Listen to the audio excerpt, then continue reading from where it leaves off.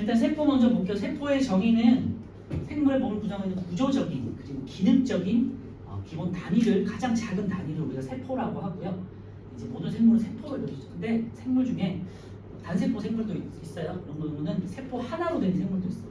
뭐 어떤 게 있을까? 대장균이나 예를 들면은 유클레나 뭐 이런 것들 있죠. 이런 것들은 세포 하나가 하나의 몸을 만들고 있어요. 그런 것들을 단세포 생물이라고 하고요. 그 외에 나머지 것들은 다세포 생물이라고 해가지고 세포 여러 개들이 구조적으로 합쳐져가지고 생물을 이루고 있어요.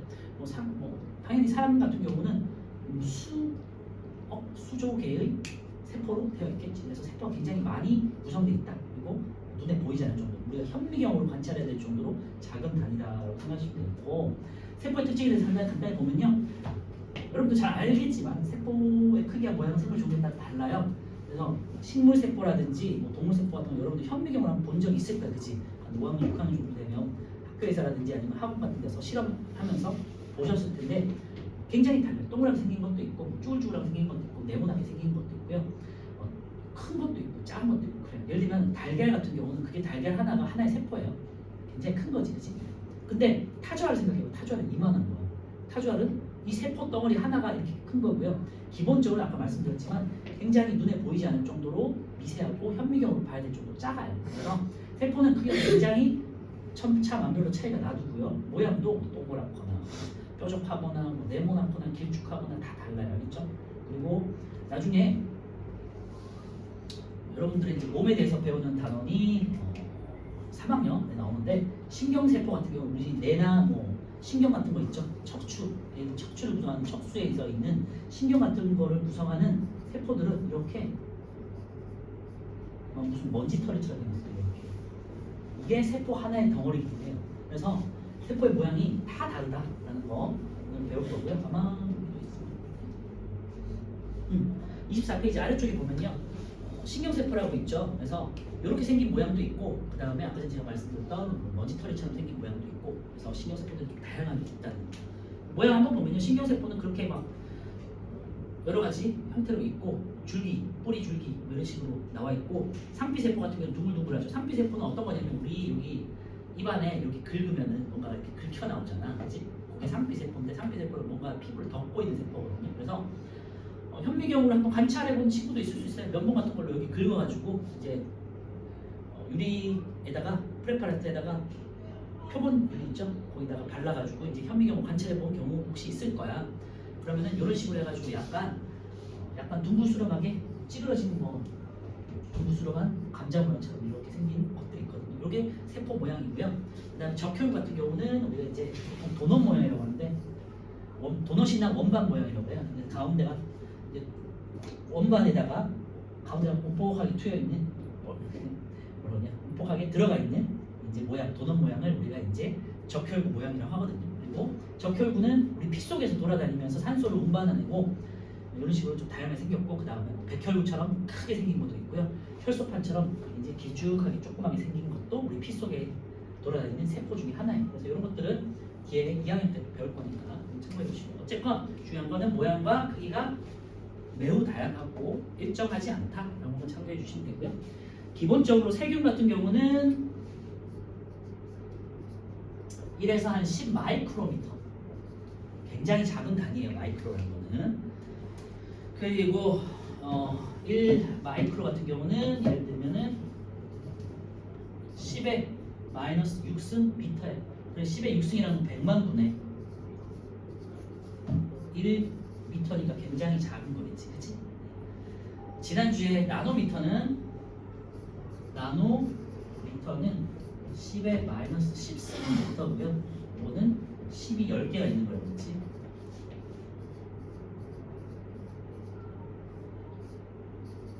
당연히 몰라도 돼. 그냥 이런 게 있구나 하시면 되고요. 그냥 제가 뭐 외우거나 알아야 된다는 게 아니라 그만큼 작다는 걸 보여주는 거예요. 여러분들 알 필요는 없어요. 그래서 세균의 크기는 일반적으로 보통 이제 세포는 한 이 정도 된다고 생각하시면 돼요. 1 마이크로미터면 10의 마이너스 6승미터 정도 된다. 그러니까 이거 곱하기 10을 하면 10의 마이너스 5승까지 되겠죠. 그리고 적혈구 아까 전에 보였잖아요. 피 속을 돌아다니는 혈관 속을 돌아다니면서 산소를 운반하는 데가 크기가 적혈구가 7에서 8 마이크로미터 정도 돼요. 그리고 난자라 그래가지고 여러분들 뭐 특히 여성의 이제 몸속에 있는 생식 세포가 있는데 이게 100 마이크로미터 정도, 굉장히 좀 큰 편이죠. 세포치고는 그치. 그래서 세균은 1에서 10, 난자는 100 정도 되니까 굉장히 큰 편이에요. 그 다음에 개구리알 여러분들 잘 알죠? 네. 개구리알은 여기 우리 눈에 보이지 않는 그지? 그것도 하나의 세포 덩어리고요. 1mm 정도 되지. 그러니까 1cm에 10분의 1mm 정도 되고, 그 다음에 달걀 아까 말씀드렸지만 달걀이나 타주알 이런 것도 하나의 세포예요. 그게 이제 나중에 분화가 돼가지고 각 개체가 되는 거지. 개체라는 거는 생물의 몸이 되는 거고요. 달걀은 크기가 보통 5cm 정도 되나? 그치? 50mm 정도. 그래서 굉장히 크기가 다양하다. 모양도 다양하다. 두 번째, 세포 크기는 이제 일반적으로 매우 작아서 당연히 현미경으로 관찰해야겠죠. 일반적인 거고요. 하지만 아까 말씀드렸지만 달걀, 개구리알, 그리고 타주알처럼 맨눈으로 관찰 가능한 것도 있으니까 참고로 과학에서는 100%라는 건 없어요. 알겠죠? 그래서 뭐 어떤 질문에 세포의 크기는 매우 작다라고만 하면은 틀린 거야. 알겠지? 일반적으로 작다라는 질문이 있어야 돼요. 3번, 세포는 이제 일정 크기 이상으로 커지지 않고요. 세포가 계속해서 커지면은 여러분들의 몸도 기형적으로 계속, 만약에 세포가 만약에 여러분의 몸속에서 지 몸대로 커진다고 생각해봐. 그럼 오른쪽은 되게 길어지고 왼쪽은 되게 짧고 이렇게 비대칭형으로 커지겠지. 지 맘대로 모양일 거 아니야. 그래서 세포는 일정한 크기까지, 딱 세균은 요 정도, 적혈은 요 정도, 난자는 딱 요 정도, 개구리알은 딱 요 정도, 달걀이 뭐 한 100cm 되는 거 문제는 없잖아요. 1m짜리 달걀 문제는 없잖아요. 딱 크기가 제한이 돼 있어요. 대신에 커지는 건요, 세포의 크기가 커지는 게 아니라 세포 수가 많아지는 거예요. 세포들이 분할을 하거든요. 하나가 세포가 이렇게 조그만 것이 점점점 커져서 커진 다음에 얘가 어떤 수준에서 크기가 딱 되면은 얘가 이제 세포가 나눠져요. 한 어느 정도, 이게 그냥 기본 사이즈, 평균 사이즈라고 하면은 다시 나눠졌다가 얘가 또 다시 자라. 이렇게 커져. 그럼 얘가 또 나눠져요. 그래서 세포가 커지는 거는 세포 수가 증가하는 거지 세포 하나의 크기가 커지는 건 아닌 거예요. 생물이 커지는 거는, 생물 혹은 어떤 기관의 모습이 커진다는 거는, 크게 커진다는 거는 세포 수가 증가하는 거지 하나의 세포가 커지는 건 아니다. 알겠지? 이해됐죠? 이해됐니? 됐니? 예. 네. 그래서 3번, 세포는 일정 크기 이상으로 커지지 않고 세포가 커지는 게 아니라 세포의 수가 증가하는 거다. 알겠죠? 그리고 세포 분열이 일어났을 때 세포가 증가하게 된다는 걸 나중에 배울 거고요. 마찬가지로 오늘 하는 것들은 우리가 중학교 1, 2, 3학년 동안 배우는 내용에 대한 기본적인 간략적인 요약판이라고 생각하시면 돼요. 앞으로 할 거야. 4번, 세포는 이제 세포막이라는 게 있어요. 그래서 세포는 간단하게 얇은 막으로, 예를 들면은 식물세포다, 그냥 동물세포다, 상피세포다, 하나의 막으로 이렇게 둘러싸여 있거든요. 가장 바깥을 세포를 둘러싸고 있는 막을 세포막이라고 하고요. 뒤에 오늘 배우겠지만 식물 같은 경우는 세포막 바깥에 벽돌처럼 하나의 큰 벽들이 또 있어. 그래서 안쪽 벽을 세포막, 바깥쪽에 두꺼운 벽을 세포벽이라고 해요. 다 왔습니다. 네. 그래서 동물은 세포막으로만 구성되어 있고 얇은 막, 그래서 얇은 막으로 필요한 영양분을 공급받고 노폐물 찌꺼기들은 내뱉어요. 그래서 산소나 필요한 산소라든지 영양분을 받아들여요. 얇은 막을 통해서 산소와 영양분은 받아들이고요. 산소도 나중에 이제 배우겠지만 세포들도 다 뭔가를 섭취를 해야 되거든요. 얘도 자라야 되니까. 아직은 좀 어렵겠지만 영양분을 흡수해서 얘네가 에너지를 만들어요.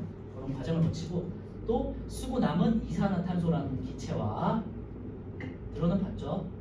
그 다음에 노폐물이라는 찌꺼기를 이렇게 내보내요. 세포막을 통해서. 이게 물질 교환을 한다는 거. 마찬가지로 2학년 때 배울 거고요. 식물 같은 경우는 아까 말씀드렸지만 안쪽에는 1차적으로 세포막이 있고 그 다음에 바깥쪽에, 가장 바깥쪽에는 튼튼한 세포벽이 있어요. 세포막은 되게 말랑말랑한 얇은 막이고요. 세포벽은 정말로 두꺼운 집을 구성하고 있는 벽돌처럼 두껍다고 생각하시면 돼요. 그래서 식물이 점점 위로만 증가할 수 있는 이유가 세포벽이 있기 때문에 옆으로 이제 퍼지지 않고 딱 받쳐주니까 위쪽으로 계속해서 길이를 생장할 수 있는 거예요. 그것도 나중에 배울 거고.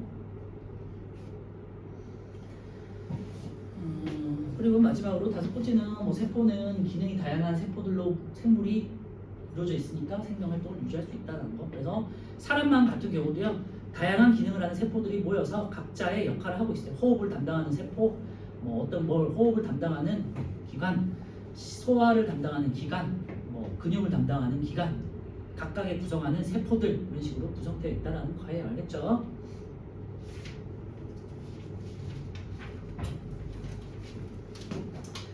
책을 한번 볼게요. 1번 24페이지 첫 번째 세포 보시면요, 생물을 이루는 구조적 기능적 기본 단위가 되겠고 거기다 밑줄에 넣으세요. 가장 기본적인 정의가 되겠고요. 1번 모든 생물은 세포로 이루어져 있고요. 생물의 다양한 생명 활동은 세포에서 시작된다. 가장 기본적인 단위가 세포라고 했죠. 두 번째, 세포 구성 요소는 세포의 생명 활동을 위해 고유한 기능을 수행하고요. 세포 각자 이제 기능을 수행한다는 의미고, 생명 활동은 생물의 생명 활동으로 연결된다고요. 이제 중요하지 않고. 자, 오른쪽에 1번 볼게요. 세포는 생물을 이루는 구조적 기능적 기본 단위이다. 오지. 2번 세포는 크기가 매우 작아서 현미경으로만 볼 수 있다. 제가 말씀드렸죠. 뭐뭐만 100%라는 소리잖아. X가 되겠지, 그지? 맨눈으로도 볼 수 있는 경우가 있어. 3번 하나의 생물 내에서는 세포의 종류가 모두 같은 게 아니라 다양하다고요, 그지? X. 세포의 종류에 따라 세포의 모양과 크기가 다양하다고요. 5. 네. 다시 왼쪽 돌아가지고 세포의 구조와 기능은 이따가 다시 정리하고요. 3번 세포의 종류에 따른 세포 특징부터 볼게요. 그래서 세포의 정의는 기본적인 단위가 되겠고 구조적 기능적인 기본 단위다. 그럼 세포의 특징이 뭐가 있느냐? 1번 세포의 종류는 다양해요. 그죠? 아까 했어. 넘어갈게요. 2번 하나의 생물 내에서 몸의 부위에 따라 세포 종류가 다양하다. 마찬가지죠. 크기와 모양과 종류가 다 다양하다. 3번 세포 종류에 따라 세포의 모양과 크기, 기능이 다양하다. 3번에다가 밑줄 정도 그어 놓으시면 될 것 같아요. 중요한 게 아니고 여러분들 다 아는 내용이지만 그냥 한 번만 그냥 체크만 해놓으세요. 세포 종류에 따라 세포의 모양과 크기, 기능이 매우 다 다르다. 그래서 밑에 화살표 보시면요, 생물은 특징이 다른 다양한 세포로 이루어져 있어서 여러 가지 생명 활동을 할 수 있다. 예를 들면 신경세포, 상피세포, 적혈구 등 각자의 고유한 이름과 고유한 기능이 다 달라요. 그리고 각자가 위치하는 것도 다 다르겠죠. 신경세포는 뇌나 척수 같은 신경과 관련된 기관들에 있는 거고요. 상피세포는 우리 뭐 입속이라든지 어떤 뭐 점막이라든지 위라든지 이런 데를 구성하고 덮고 있는 세포고요. 적혈구는 피 속에 있고 이런 식으로 해서 각자의 위치하는 장소, 기능, 크기 이런 것들이 다 다르다고. 그래서 종류 보시면요, 신경세포 네.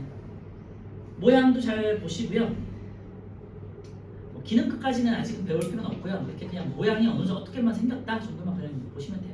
신경세포는요, 이렇게 가지처럼 뻗어 있는 모양이고요. 기능을 보시면 신경을 이루는 세포, 뭐 뇌라든지 척수라든지 아까 말씀드렸죠. 그리고 여러분들 뭐 말초신경계라고 그래가지고 손, 발끝 이렇게 전부 다 있지, 다 신경으로 연결돼 있거든요. 그런 것들을 이루는 세포가 이렇게 생겼다. 되게 특이하게 생겼죠, 그죠? 두 번째, 여러 방향에서 신호를 받아들이고 다른 곳으로 신호를 전달하는 역할을 해요. 신호를 전달하는 게 목적이기 때문에 신경이라는 거는 일종의 정보고 신호거든요. 그래서 받은 정보를 다시 다른 신경세포 쪽으로 계속해서 연결을 해줘야 돼요.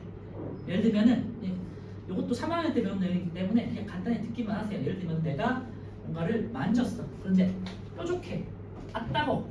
이렇게 손을 따라서 손끝에서 굉장히 신경들이 많이 몰려 예민하거든요. 당연히 이제 우리가 생존과 관련된 부분이니까. 그래서 따가 했어. 그럼 이렇게 타고 올라가. 그 다음에 이렇게 목을 통해 가지고 내려가지. 그래서 신경세포들이 쫙 이렇게 이어져 있는 거예요. 그렇죠? 근데 그게 0.1초도 안 되죠. 0.1초가 아니라 그거는 뭐 더 짧은 시간이지. 그래서 갔다가 이제 찔렸잖아, 그지? 따가 했지, 느꼈지, 감정을 느꼈지. 갔다가 그러면은 뇌에서 어떻게 해야 되니? 명령을 내려야겠죠. 어떻게? 손을 떼라고 명령 다시 이렇게 주는 거겠죠. 그래서 감각신경이라는 게 있어서 감각을 느껴서 이렇게 보내. 그래서 뇌에서 정보를 판단해. 연합 뉴런이라고 해가지고 판단해서 다시 명령을 내려. 그러면 다른 신경이 있어요. 운동신경이라고 해가지고 내려가. 그래서 손을 떼게끔 하는 거겠죠. 그래서 뭐 신경도 여러 가지 종류가 있어요. 방금 말씀드렸지만 감각, 연합, 운동 이런 식으로 다양하게 연결되어 있는데 이거는 3학년 때 배운 내용이고요. 오늘은 간략하게만 알 필요는 없어요. 오늘은 두 번째 상피세포는 뭔가를 피부를 덮고 있는 세포 같은 거예요. 아니면 뭔가 점막 같은 걸 덮고 있고 표면을 덮고 있는 거라는 거고요. 이렇게 그냥 넉넉하게 그냥 뭔가를 덮게 생겼다. 그리고 여러분들 이거를 어디서 볼 수 있냐면은 각질이지 각질. 근데 그게 뭐예요? 여기서 뭐가 이렇게 떨어지잖아 피부에서. 때 비슷한 그런 것들이 막 이렇게 떨어져가지고 침대 같은 데 보면 뭔가 떨어져 있지. 죽은 상피세포들이 떨어져 있는 건데 그거를 현미경으로 보시면 이렇게 보여요. 뭔가가 정말 그냥 껍데기 떨어져 있는 거지, 그렇지? 넓고 얇게 퍼진 모양이고요. 기능은 몸 표면을 덮는다 그랬죠. 그래서 표면이나 기관의 안쪽 표면을 덮고 있고요. 몸의 표면 바깥쪽이라든지 아니면 안쪽에 있는 구강 상피세포 아니면 우리 위벽 같은 데 있지. 위벽도 이렇게 뭔가 덮고 있을 거 아니야. 그렇게 뭔가를 덮고 있는 세포가 상피세포라고 해요. 그렇죠? 그 피자가 덮을 피자야. 피부할 때도 피자. 상피 조직을 구성하는 세포고요. 표면을 덮어 보호한다. 신경세포 같은 경우는 신경을 이루는 세포에다가 그냥 밑줄에 넣으면 될 것 같고요. 상피세포는 두 번째 표면을 덮어 보호한다. 거기다가 그냥 기능에다가 체크해 놓으시면 될 것 같아요. 자세하게 할 필요는 없고요. 각각의 특징 하나씩만 기억하세요. 적혈구는요. 몸속에서 혈액에 뭐 세포들 많지만 단백질로 된 세포들이 많지만요. 우리는 딱 세 가지만 배울 건데 혈액 안에 혈액을 크게 이것도 2학년 때 배우는 내용이에요. 혈장이라고 해가지고 우리 막 피가 났어. 그럼 뭐가 나오니? 피가 났어. 딱 찔렸어. 피가 나잖아. 피는 뭐로 돼 있니?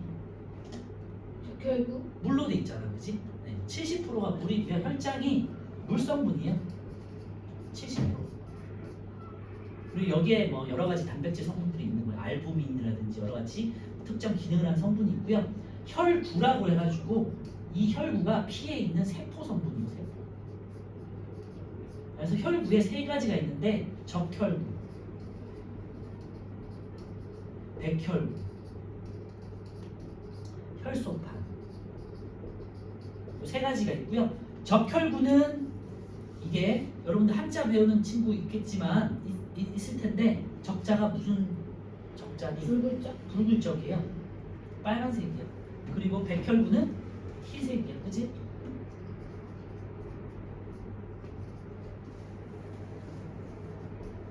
그래서 적혈구, 백혈구예요. 그다음에 혈소판은 이제 뭐 색깔은 이제 뭐 그냥 피떡처럼 생겼는데 역할은요. 적혈구는 산소를 운반하는 애예요.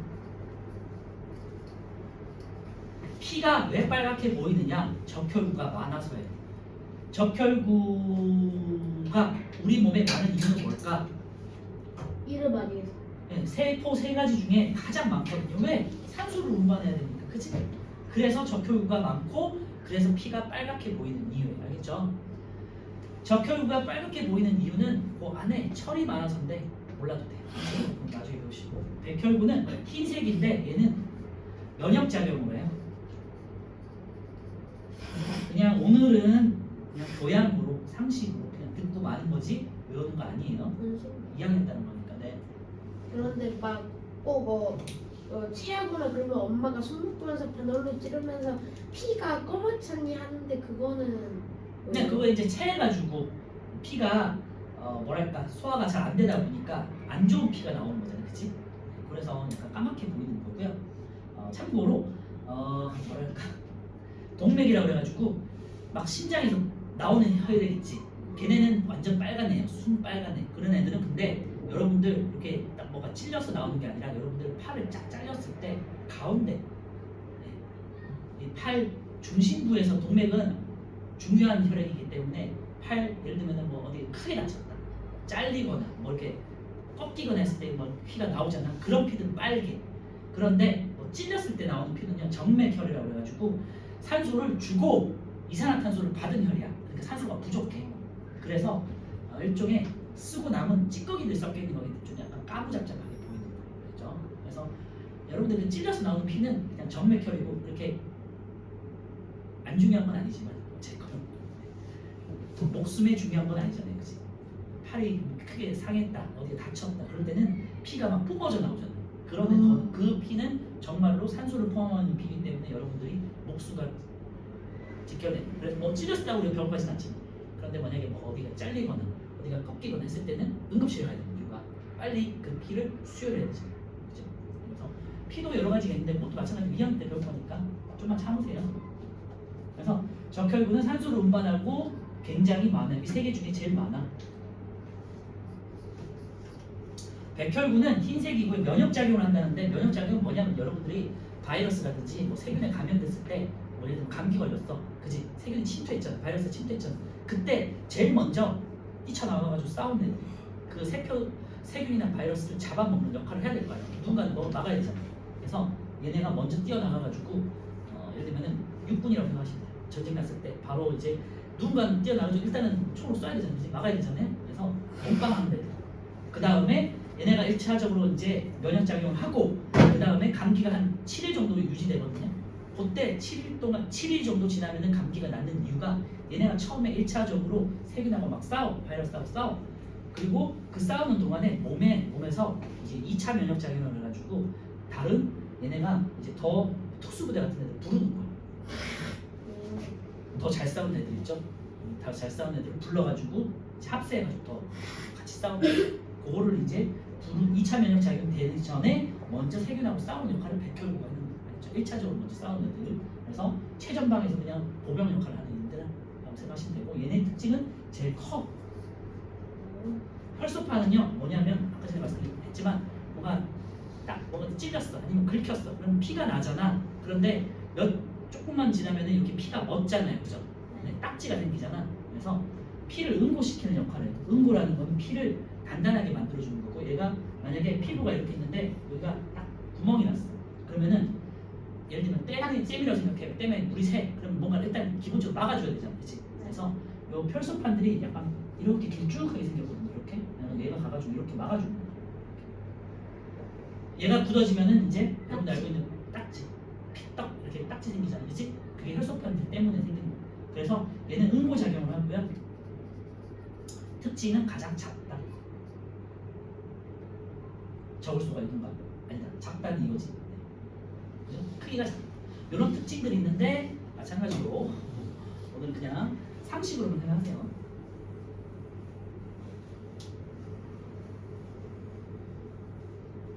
그래서 1학년 때까지는 여러분들 과학은 되게 조금 그냥 할만하네 하고요. 2학년 때는 아까 보셔서 아시겠지만 이런 거 하나하나 다 외워줘야 되기 때문에 2학년 때 갑자기 좀 과학이 어려워져요. 할 것도 많고.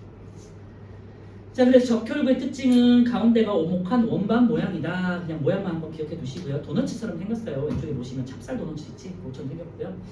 기능을 보시면 산소를 운반한다. 거기다가 그냥 밑줄 정도만 기어 넣으세요. 미리 그냥 한번 알아두자. 적혈구는 산소를 운반한다. 그리고 혈관을 따라서 몸속을 이동해서 온몸으로 산소를 운반하는 역할 똑같이 반복이고요. 오른쪽에 다양한 종류의 세포를 보시면요. 이제 요거를 이제 현미경으로 본 거예요. 염색을 해가지고 혈액의 적혈구 빨갛게 보이죠? 그 다음에 잎에 있는 표피세포 이제 길쭉하게 생겼고요. 보시면 이제 방처럼 이렇게 나눠져 있죠. 세포 벽에 의해서 나눠져 있다. 그리고 잎의 표피세포에서 그 둥글둥글하게 생긴 게 핵이에요. 나중에 뒤에서 할게요. 뒤에서 하는 건 아니고 위에서 할게. 줄기의 물과세포. 그래서 뭐 식물 같은 경우는요. 하나의 식물 그 줄기 속에 딱 잘라보면요. 관이 두 개가 있어요. 그래서 원심력으로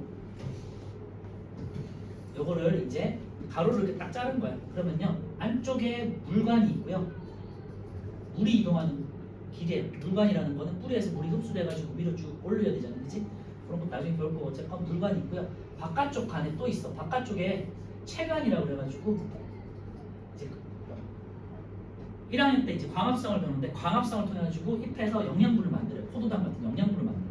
그거를 이제 각각의 기관마다 보내가지고 뭐 예를 뭐 그걸 영양분을 통해서 에너지를 만들어내거나 생명 활동을 해야 되니까. 그 다음에 고구마 같은 경우는 이 포도당들이 모여가지고 설탕으로 전환돼서 단맛을 내요. 아니면은 사과 같은데 가지 끝으로 갔다. 그러면 사과처럼 과일이 맺혀서 단맛을 내요. 이렇게 전환이 돼요.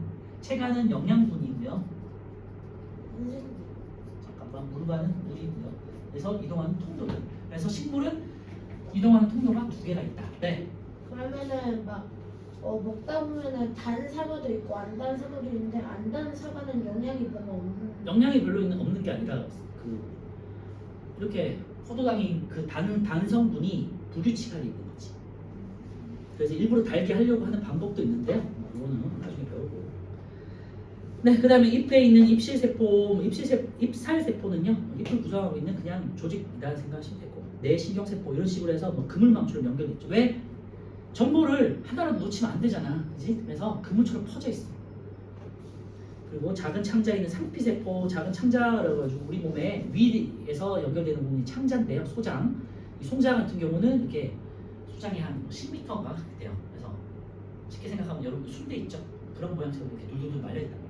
거기에 있는 하나하나의 벽을 이런 식으로 해서 주름이 져 있는데 하나하나 이루고 있는 그 주름을 이루고 있는 표피세포를 상피세포라고 한다. 자, 오른쪽에 3번 아니고 4번 한번 볼게요. 4번.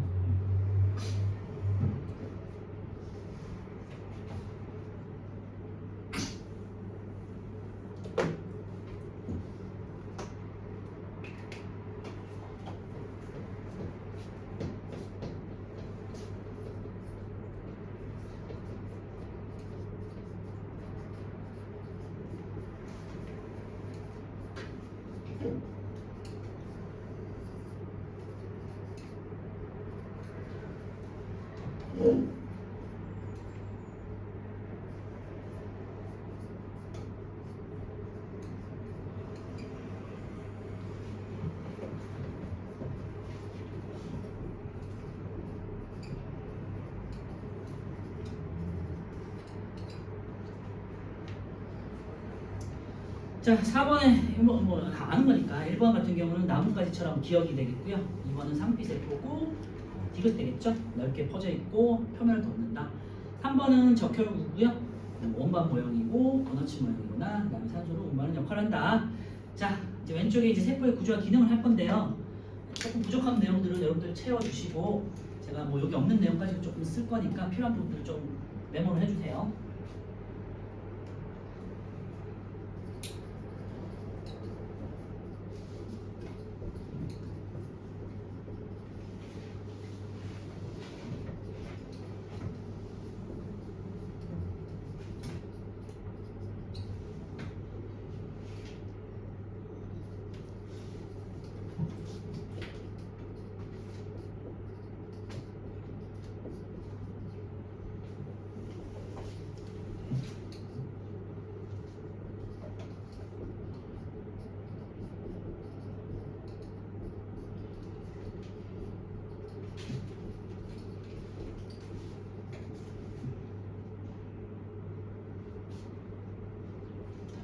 자, 우선 핵이에요. 핵은 뭐 일종은 그냥 뭐 세포 모양은 다양하게 생겼지만 그냥 네모나게 생겼다고 할게요. 그래서 세포를 보시면은 그 현미경을 보면 약간 대충 거의 동그랗게 구 모양으로 생긴 부분이 있어요. 여기가 이제 핵이고요. 핵 안에도 여러 가지 뭐 기관들이 있지만 넘어가고 오늘은 자, 그 기본적으로 세포의 구조를 보는데 세포 안에 있는 여러 가지 작은 기관을 우리가 세포 소기관이라고 해요. 그 세포 소기관 중에 가장 중요한 게 핵이야. 그래서 뭐 세포 속에 이렇게 동그랗게 있는 부분이 있는데 핵이다. 그리고 여러분들 잘 알고 뭐 어느 정도 들어봐서 알겠지만 DNA라고 해가지고 유전 정보가 저장되어 있는 부분이 있잖아요, 그렇지? 염색체 혹은 DNA가 있는 부분이 핵이에요. 핵에 평소에 이렇게 그냥 실처럼 염색체가 이렇게 풀어져 있어요. 이걸 염색사라고 하는데 어쨌건 핵 안에 염색 그냥 체라고 써놨는데 사실은 염색사라고 해가지고요. 실사자를 써서 이렇게 실처럼 풀어져 있는 염색체가 안에 들어가 있어요. 그래서 여러분들이 뭐 엄마 아빠가 결혼을 해가지고 이 아기가 나오고 그 아기가 엄마 아빠를 닮아 있잖아. 유전 정보가 저장돼가지고 전달이 되잖아요. 핵이 하는 역할이 유전 정보를 저장했다가 전달하는 역할을 하는 거고요.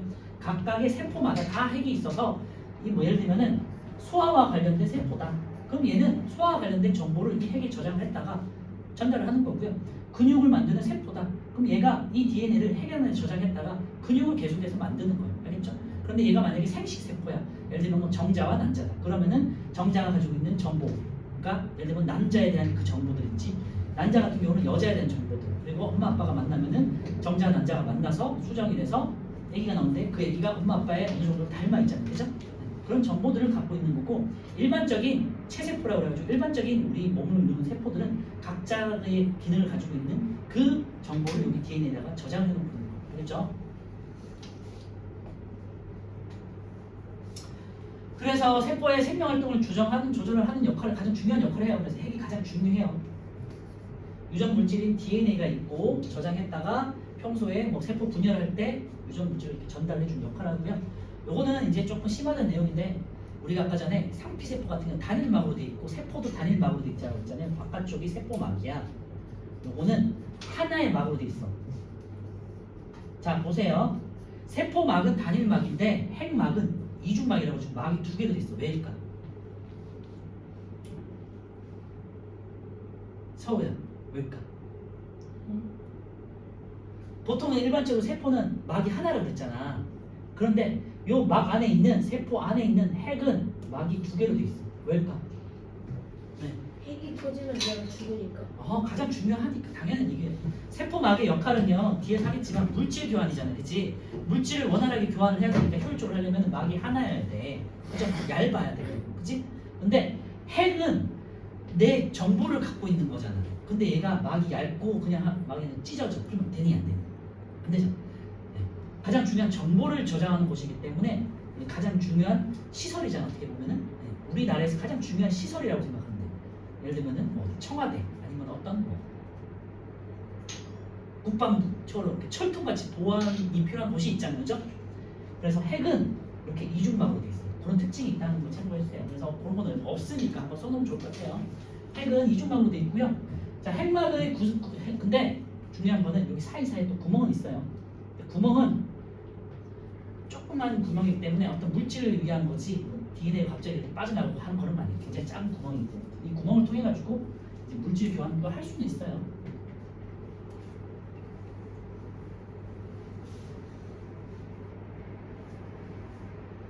책은 이따가 보도록 하고요. 이제 두 번째 세포질을 볼게요.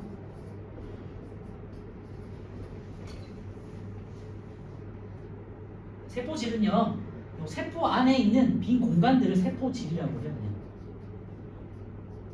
영어로는 매트릭스라고 하는데 매트릭스? 그 영화 매트릭스 그 본원적인 의미이기도 해요. 공간. 그래서 핵과 세포질 사이에 있는 세포막 사이를 채우는 물질들을 말해요.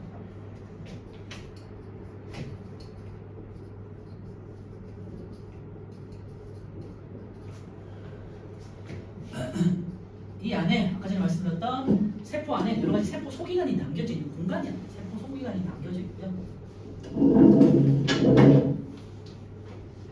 물도 들어가 있고요. 그 다음에 영양분들도 들어가 있어요.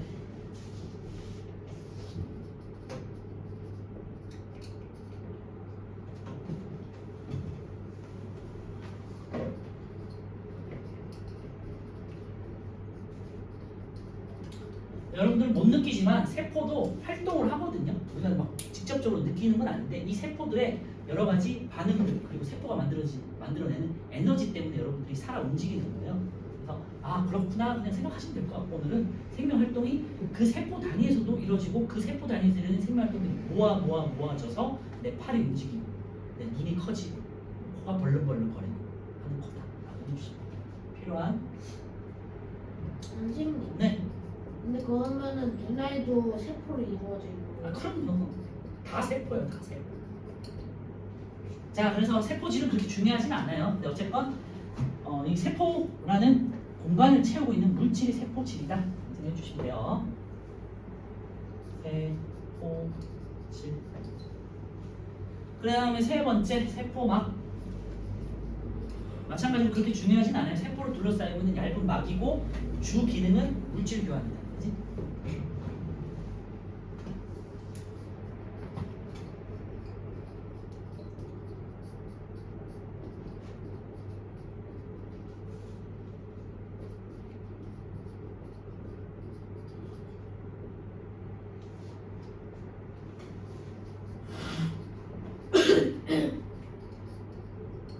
당연히 이제 주머니 모양 혹은 뭐 어떤 용기 모양으로 해가지고 세포가 터지지 않도록 보호하는 역할을 하겠죠.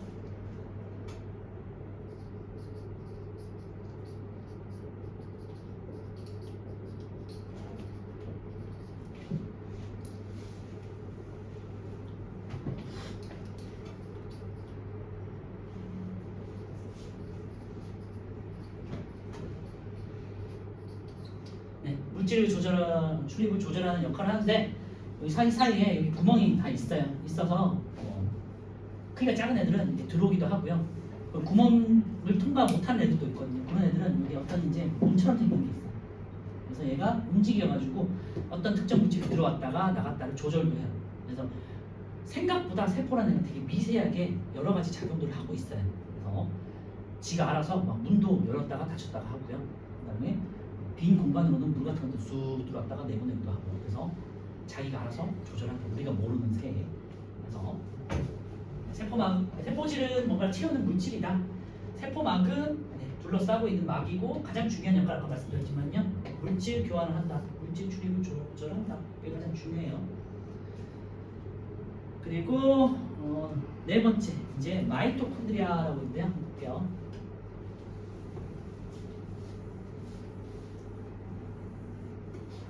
우리가 중앙학교에서는 미토콘드리아하고 마이토콘드리아를 미토콘드리아는 이제 옛날 말이고요. 여기 이제 외국어 표기법이 바뀌어가지고 마이토콘드리아로 읽어요. 영어로는 미토콘드리아라고 이제 예전에는 선생님 때는 옛날에는 그냥 미토콘드리아 이렇게 읽었고 요즘에는 다 마이토콘드리아로 바뀌었어요. 근데 뭐 예를 들면 여러분들 뭐 논술이라든지 독서 수업 많이 하잖아요, 그치? 옛날 독서, 그러니까 과학과 관련된 독서 책에는 아직도 미토콘드리아로 나와 있는 경우도 많이 있으니까 같은 거다. 그렇게 생각해 주시면 되고요. 4번 미토콘드리아인데 마이토콘드리아. 사실은 핵 다음에 가장 중요한 기관 중에 하나가 물론 다 이제 기관들이 다 중요하지만 그 중에서도 꼽으라면 핵 다음에 가장 중요한 게 마이토콘드리아예요. 왜냐? 핵은 정보를 가지고 있으니까 중요하지, 그치? 얘는 살아 숨쉬게 만드는 애, 에너지를 만드는 애. 그래서 가장 당연히 중요하겠죠. 그런데 이 과정이 굉장히 어렵기 때문에 중등에서는 그냥 간단하게 메모만 하고 넘어가고요. 고등학교에서도 간단하게 넘어가고 생물 시간, 생명과학이라고 따로 시간에 수업이 있잖아요. 그때 배우는 굉장히 어렵네요. 그래서 그냥 오늘은 이런 기능만 하는구나 생각하면 돼요. 세포의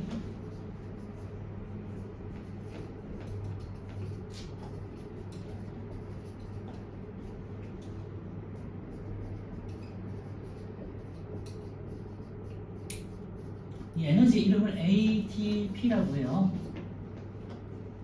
이거 이제 고등학교 때 배우는 내용인데 그냥 그런 게 있구나. 오늘 그냥 조금 그냥 어렵게 배우는 의미로 써놓기만 하고요. 핵 다음으로 굉장히 중요한 기관이긴 하지만 어쨌건 그냥 오늘은 간단하게. 그리고 모양 자체는요, 약간 홈처럼 생겼다고 해야 되나? 길쭉하게 생겼는데 안에가 이렇게 뭐가 쭈글쭈글하게 생겼어. 핫도그? 핫도그에 뭔가 소스 발라놓은 느낌. 네, 여기 있어요. 근데 책이 있죠. 콩인데 만약에 위에서 보면요 이렇게 뭔가 소스 발라놓은 느낌인데 여기 사실은 뭐 위에 발라져 있는 그런 느낌은 아니고 안에가 주름이 져 있어요. 이렇게. 그래서 그런 기관이 있다. 그냥 마이토콘드리아. 요게 세포라는 게 에너지를 만드는데 그 세포의 에너지를 만드는 과정을 우리가 호흡이라고 하고요. 여기 2학년 때 배웠구나. 네. 세포가 호흡이라는 걸 통해 가지고 산소를 마시고 이산화탄소를 보내면서 에너지를 만드는데 그거는 2학년 때 마찬가지예요. 그다음에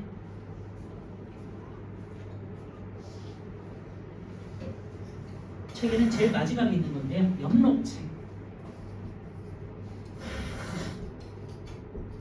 자, 엽록체에다가 별표 쳐놓고요.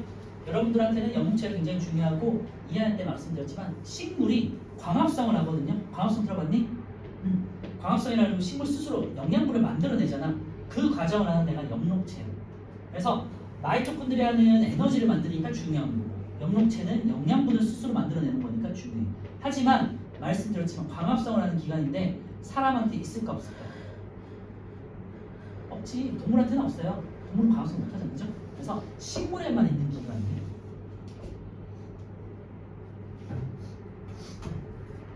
선생님. 네. 그런데 동물도 광합성을 할 수 있게 광합성을 하는 동물이 있죠. 있어요. 네, 진화적으로. 있구나. 그러면 식물 세포에만이 아니지 않아요? 중학교에서는 이렇게 그냥 배워야 돼. 중학교에서. 예외이기 때문에 그냥 식물에는 연못체는 그냥 식물에만 있구나라고 그냥 생각하고 하는 거 알지?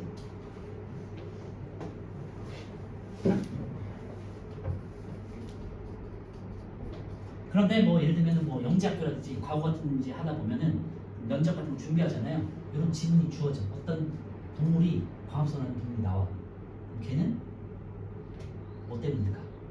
영록체가 있어서 그 안에서 광합성을 하니까 그런 게 나오거든요. 그런 거는 예외적인 거기 때문에 그냥 오늘은 여기까지는 그냥 배우는 거야. 과학에 예외가 되게 많아요.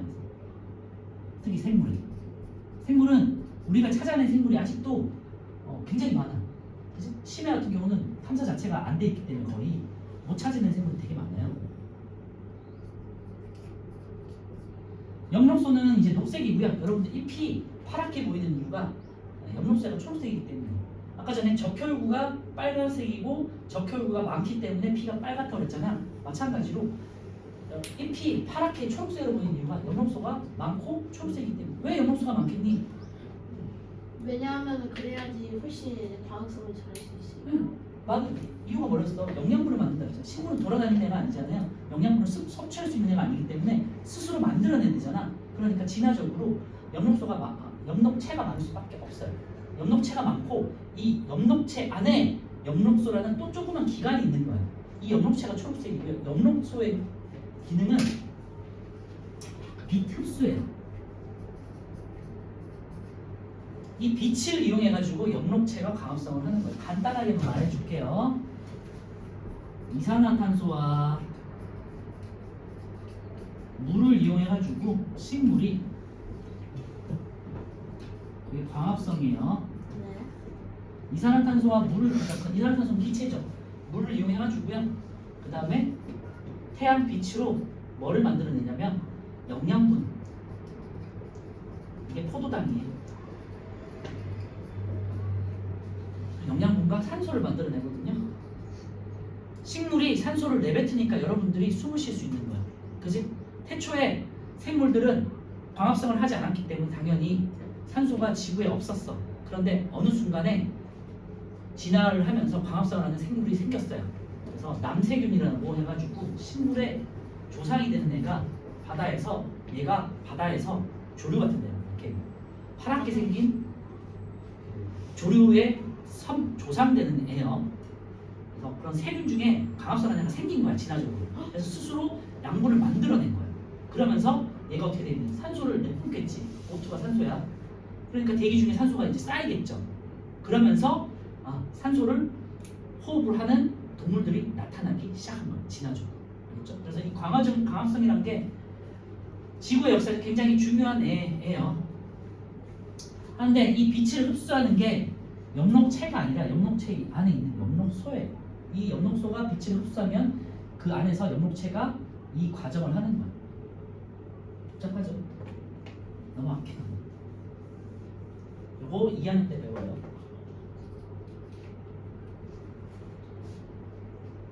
좀 지루하겠지만 5분만 더 하면 돼요. 자, 광합성을 통해 중요한 결론은 이거예요. 엽록체는 광합성을 통해 영양분을 만든다.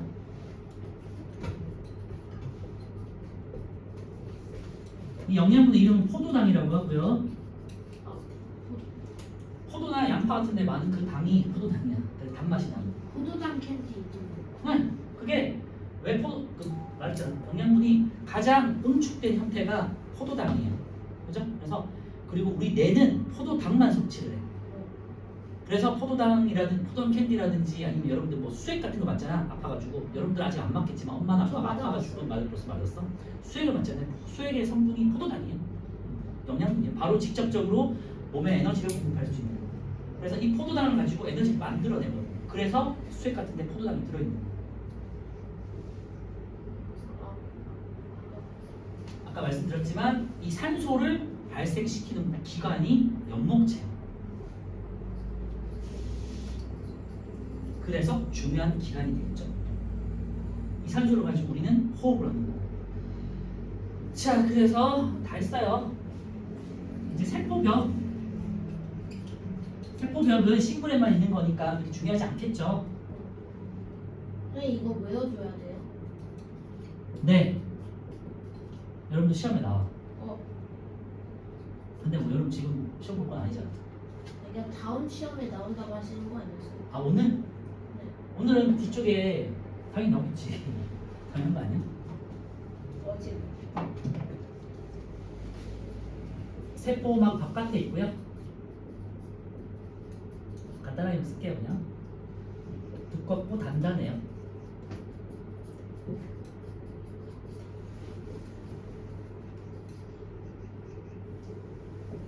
주 기능은 세포 형태 유지, 세포 보호니까 뭐 넘어가도 되겠죠 이거는. 그리고 아까 말씀드렸지만 식물이 위로만 쭉 자랄 수 있는 이유가 이 세포벽이 자라가지고요. 여러분들 그 나무가 어떻게 생겼니? 바깥이 되게 단단하게 생겼잖아, 그치? 그 세포벽이 노화돼가지고 단단하게 굳은 게 그 나무 껍질이에요. 그래서 나이트 알죠? 나이트 알잖아? 네. 그치? 나이트 어떻게 생겼니? 이렇게 생겼잖아. 잘라보면 나무를 잘라보면 이게 세포벽이 태화돼가지고 하나하나씩 퍼진 거거든요. 그렇죠? 그래서 요 가장 바깥에 있는 세포벽이 가장 먼저 생겼다가 점점 옆으로 퍼지면서 단단하게 굳어진 거. 그러니까 얘가 바깥에서 유지시켜 주니까 어떻게 되겠니? 식물들이 위로 쭉 올라갈 수 있겠죠. 그래서 막 몇 미터씩 올라가는 이유가 이 세포벽이 지지해주기 때문입니다. 그런 거는 뭐 진화적으로 하는 거고요. 자 마지막으로 7번 액포. 요거 없으니까 꼭 적어주세요. 근데 그 책에는 그림으로 나와 있긴 하거든요. 액포는 마찬가지로 식물 세포에만 있는 거니까 중요하진 않아요.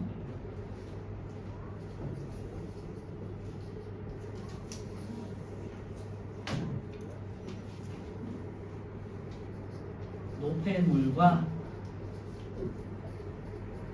창고라고 생각하시면 식물이 갖고 있는 창고라고 생각하시면 되고, 식물은 이동을 하거나 내가 뭐 얘를 뭐가 꺼냈다가 쓸 수가 없잖아, 그지? 그러니까 평소에 뭔가를 저장을 하고 있어야 돼요. 그리고 내가 뭐 얘네가 우리 사람들처럼 똥오줌으로 밖으로 내보낼 수 있는 게 아니잖아, 그지? 그러니까 이런 노폐물이 생기면 그냥 어떤 공간에다가 저장을 해야 돼. 오케이? 네, 그 공간이 그런 일종의 창고 역할을 하는 곳이 액포라고 해가지고 식물 세포에만 있는 거고요. 어떤 특정 부위에 이렇게 그냥 넓게 물과 함께 이렇게 둘러싸여 있는 부분이 있어요. 액포. 책에 있으니까 말씀드릴게요. 양분 등이 저장하는 공간이고요. 등을 저장하는 공간이고. 근데 얘네 하나의 또 특징이 있는데, 얘네가 물처럼 해가지고 둥글게 유지하고 있잖아. 그러니까 세포의 어떤 특정 부피를 유지할 수 있겠죠, 그죠? 네. 쭈그러들지 않게 이렇게 모양을 유지하는 역할을 하겠지. 자, 여기까지만 쓸 건데요. 그러면 하나만 질문할게요. 액포가 크다는 거는 식물이 어린 식물일까? 나이 든 식물일까? 크다는 거. 크다는 거는 나이 들었다. 늙은 식물일수록 액포가 커요. 그리고 가장 갓 태어난 식물은 액포가 관찰되지 않고 점점 생겼다 커지네, 그렇죠? 그렇다고 해서 얘가 갑자기 뭐 줄어들거나 하진 않아요. 얘는 그냥 뭐 따로 처리할 수 있는 공간은 아니니까. 이제 책을 한번 보고 정리할게요. 이번에 별표 쳐놓고요. 세포의 구조와 기능 거기다 별표 쳐놓고, 오늘 배운 내용 중에서 그나마 좀 중요한 내용이고 여러분들 시험 볼 때 뭐 제일 많이 틀리거나 할 수 있는 부분이고 꼭 외우셔야 되는 부분이고, 그렇죠? 핵은 둥근 모양이고요. 유전 물질을 저장하고 생명활동을 조절하는 거기다 밑줄 쳐놓고요. 왼쪽 핵 위치 한번 확인하시고 동그랗게 돼 있죠. 그 핵 안에 염색체라는 것들이 들어있다. 이것만 기억하세요. 세포질은요, 핵과 세포막 사이를 채우는 부분이고 세포 소기관을 포함한다. 넘어가고요. 안중에 핵만 동그라미 쳐놔요. 세포막은요, 세포를 둘러싸고 있는 얇은 막이다. 막이 하나로 돼 있고 얇다. 이유는 물질 교환을 효율적으로 해야 되니까, 알겠죠? 그래, 그게 두 번째 있어요. 세포 안팎으로 물질이 드나는 것을 조절한다. 물질 교환을 위해서. 그것만 잘 기억해 주시고, 마이토콘드리아는 생명활동에 필요한 에너지 생성 굉장히 중요한 기능이지만 우린 간단하게 넘어갈게요. 자, 세포벽, 식물 엠만 있고요. 세포막 바깥으로 둘러싸인 두껍고 단단한 벽이고 세포를 보호하고 모양을 유지한다. 거기다가 밑줄에 넣고 그렇게 중요하진 않아요. 자, 엽록체 중요하고요. 엽록체 동그라미 쳐놓고, 초록색 알갱이 모양인데 그 이유는 엽록체 안에 있는 엽록소 때문이다. 알겠죠?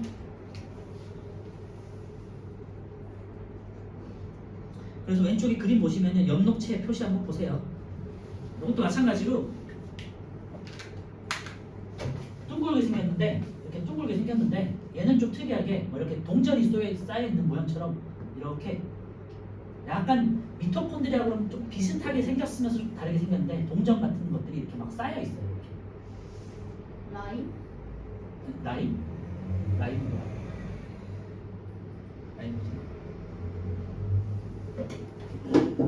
코인처럼 이렇게 생긴 것들이 이렇게 막 쌓여서 약간 쭈글쭈글하게 보이는 기관이에요. 이 기관에서 이제 연료체를 하는 건데 어쨌건 모양만 항상 보시고요. 지금 칼라니까 초록색으로 보이긴 하는데 여러분들 시험에서는 뭐 이렇게 칼라로 안 나오니까 잘 한번 그냥 모양만 잘 기억해 주세요. 그리고 두 번째가 중요하죠. 광합성을 해서 양분을 생성한다. 아직은 안 배운 단어니까 광합성을 해서 양분 생성 거기다가 밑줄에 놓으시고 영록체 기능 꼭 기억하셔야 돼요. 자, 오른쪽에 2번 보면요. 동물세포와 식물세포의 구조에서 동물세포에 있는 것들과 식물세포에 있는 것들이 쭉 있는데 제일 밑에 세포병 영록체겠죠. 식물세포에 세포병 영록체만 있고 동물세포는 없잖아. 그러니까 식물세포에 세포벽과 영록체에 있는 동그라미에다가 동그라미 쳐넣으세요. 동물세포와 식물세포를 구분하는 기본적인 세포 소기관은 세포벽과 영록체다. 알겠죠? 세포벽과 영록체가 없다. 그럼 동물세포야. 세포벽과 영록체가 있다. 그러면 식물세포야. 알겠죠? 자, 오케이. 1번 넘어가고 2번하고 3번만 풀면 되겠다. 그죠? 풀어보세요.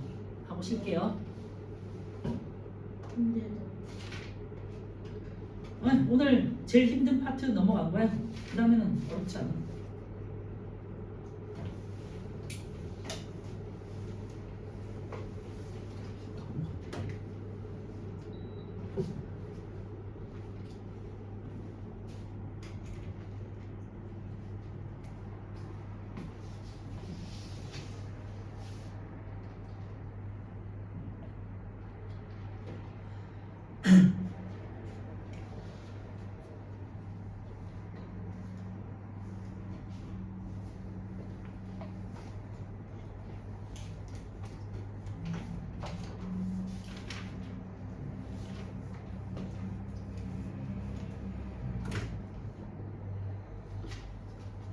자, 2번 세포의 생명활동을 조절한다. 생명활동 조절하는 거는 핵이죠. DNA가 있는 염색체가 있는 거.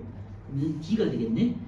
생명활동에 필요한 에너지를 만든다. 이거는 이제 마이토콘드리아고요. 모양이 뭐냐? E가 되겠네. 빛을 이용해서 양분을 만드는 광합성을 하는 거 식물 세포에만 있는 거고요. 네, 영록체 B가 되겠죠.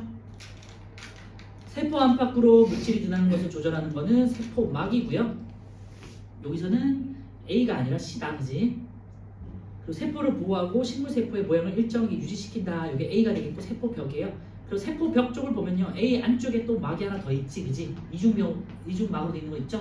그 안쪽이 세포막이고 바깥쪽이 세포벽인 거야. 그래서 잘 기억해요. 동물세포는 세포막 하나로만 돼 있고 식물세포는 막이 두 개로 돼 있다. 바깥쪽에 벽돌로 하나 더 둘러싸고 있다. 왜? 튼튼하게 유지시켜줘야기 때문에. 3번 식물세포에만 있는 세포 구성 요소 돼 있는데요. 식물세포에만 있는 거 엽록체와 세포벽이니까 디귿하고 미음. 자, 우리 10분 쉬었다가 하는데 아니고 10분 아니고 15분까지 쉴게요. 8분?